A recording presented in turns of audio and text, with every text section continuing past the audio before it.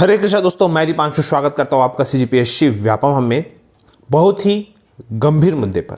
छत्तीसगढ़ के बेरोजगार अभ्यर्थी है आग बबूले और अब सब वो हो रहे हैं एकजुट। छत्तीसगढ़ सरकार को बेरोजगारों का दर्द समझना होगा, आखिर ये क्यों हो रहा है। कहीं ना कहीं छत्तीसगढ़ के बेरोजगार पीड़ित है, शोषित है। कारण है आरक्षण।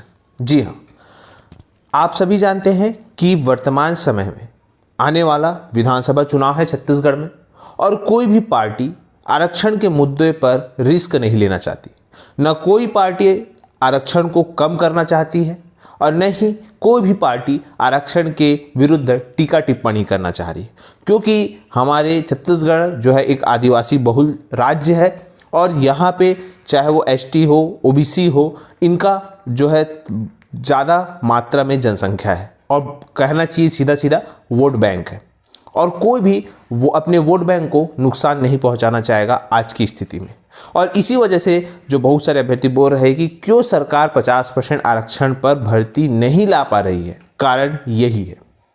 समझिएगा बात को। दूसरी बात, छत्तीसगढ़ के युवा बेरोजगार ही नहीं, साथ में जो अब आप देखेंगे छत्तीसगढ़ में हर साल, अभी तक जब आरक्षण का मुद्दा नहीं आया था, हर साल प्रवेश परीक्षाएं होती है, जैसे इंजीनियरिंग की परीक्षाएं हो गई, मेडिकल की परीक्षाएं हो गई, बीएड की परीक्षाएं हो गई। वो अभ्यर्थी भी, उन सभी अभ्यर्थियों को खासा नुकसान होगा, क्योंकि आरक्षण की स्थिति पिछले साल की तरह इस साल भी स्पष्ट नहीं है, जिसकी वजह से कहीं ना कहीं उनको जो है उनकी जो प्रवेश परीक्षाएं हैं उसका भी जो है खासा प्रभाव पड़ सकता है अगर आरक्षण की स्थिति स्पष्ट नहीं होती तो समस्या पर्टिकुलर बेरोजगार अभ्यर्थियों की नहीं, अन्य लोगों की भी है। बहुत सारे जो प्रमोशन भी है और भी बहुत सारी चीज़ें हैं जिसकी वजह से ये आरक्षण जो है के जो पीड़ित है वो खासकर युवा के साथ साथ सभी लोग हैं।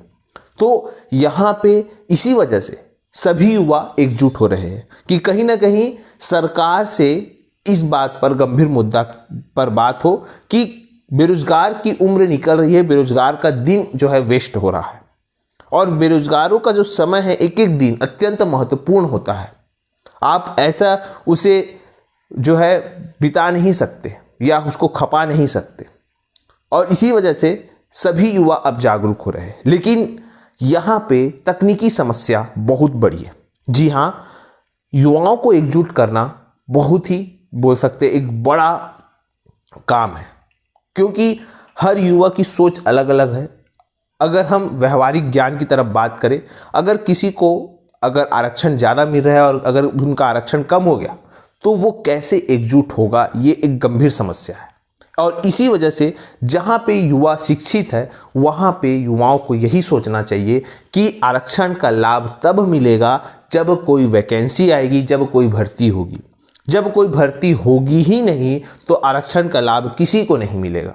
तो अगर आप आरक्षण का लाभ चाहते हैं तो यही करें कि 50% आरक्षण जो एक संवैधानिक है, संविधान के अनुसार है, वो उसके तहत 50% आरक्षण पर भर्ती हो, और उसके बाद वो गवर्नमेंट के ऊपर छोड़ दीजिए कि उस 50% आरक्षण में गवर्नमेंट किस कैटेगरी को, किस वर्ग को कितना आरक्षण दे। लेकिन आप लोगों का मुद्दा यही होना चाहिए कि 50% आरक्षण पर भर्तियां हों, नियुक्तियां हों। उसके बाद सरकार की मर्जी कि वो किसको कितना % आरक्षण देती है। लेकिन कहीं ना कहीं उस समय आपकी वैकेंसियां भी आएगी, आपको नियुक्तियां भी मिलेगी और आपको आरक्षण का लाभ भी मिलेगा। और इस चक्कर में रहेंगे कि हमको नहीं, हमारा आरक्षण कम नहीं होना चाहिए, हमारा आरक्षण उतना ही होना चाहिए, ऐसा होना चाहिए। तो इस फेर में तकलीफ ये रहेगी कि आपकी वैकेंसियां ही नहीं आएगी, बस आपस में आप लड़ते रहेंगे कि हम इस वर्ग वाले, हमको इतना आरक्षण चाहिए, हम उस वर्ग वाले, हमको उतना आरक्षण हो जाना चाहिए। और इससे कहीं ना कहीं वो इतिहास दोहराएंगे। जब अंग्रेज आते थे, हम जब गुलाम था भारत देश, तो उस समय अंग्रेज इसी प्रकार से फूट डालो और शासन करो की नीति अपनाते थे।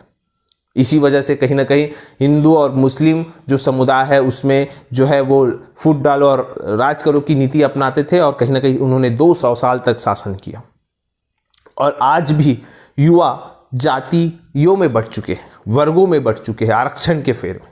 ये कहीं ना कहीं एक व्यवहारिक है कि लालच तो सबके मन में है, सबको सरकारी नौकरी चाहिए और सभी के मन में कहीं ना कहीं लालच है, और उस लालच का परिणाम यही है कि आज तक आरक्षण का पेच फंसा हुआ है। और इस साल चुनाव है तो कोई भी पार्टी आरक्षण के फेर में हाथ नहीं डालेगी, और सिर्फ एक ही रास्ता है, या तो सरकार से सीधा डायरेक्ट बातचीत किया जाए कि भाई आप लोग क्यों 50% आरक्षण पर भर्ती नहीं कर रहे हैं, क्योंकि राज्य में जहां पे एक तरफ जो संवैधानिक संस्था है छत्तीसगढ़ का हाई कोर्ट वो 50% आरक्षण पर भर्तियां निकाल रही है, तो आप क्यों नहीं? क्या ये अलग राज्य है? क्या छत्तीसगढ़ हाई कोर्ट अलग है क्या? इसका पूरा जवाब जो है युवा मांग रहा है सरकार से। और इसी कड़ी में जो लोग कहीं ना कहीं सरकार से ये जवाब चाह रहे हैं वो एक मंच में आए हुए हैं, और उस मंच का नाम है छत्तीसगढ़ के समस्त पीड़ित बेरोजगार प्रतिभागी मंच।